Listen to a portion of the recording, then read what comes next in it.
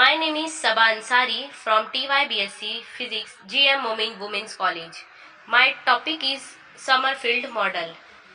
The Summerfield model, also known as the Bohr-Sommerfeld model, is a theory that describes how electrons orbit an atomic nucleus in elliptical paths.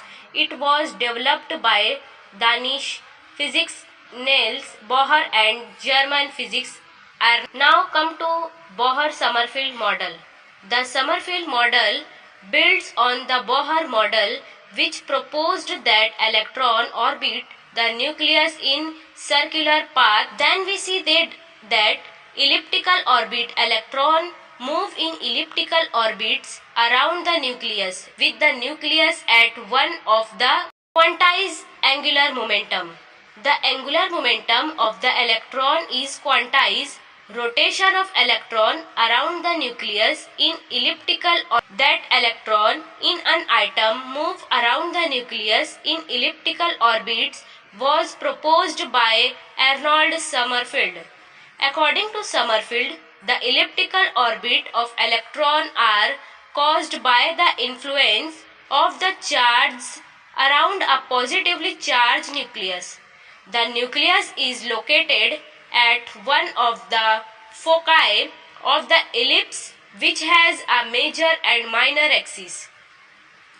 The Bohr model proposed that electrons orbit the nucleus in circles, which is a special case of an elliptical orbit. Hence, the electron has two quantum conditions given by this here. The principal quantum number in n by the relation is given, where n phi is orbital quantum number and where nr is orbital quantum number and n phi is azimuthal or angular momentum quantum number. Now condition for allowed elliptical orbits, if in then and the electron orbit becomes a circle, is the anatrically of the ellipse with semi-major and semi-minor axes and A and B. Then if n phi equal to n, then B equal to A, and the electron orbit become a circle.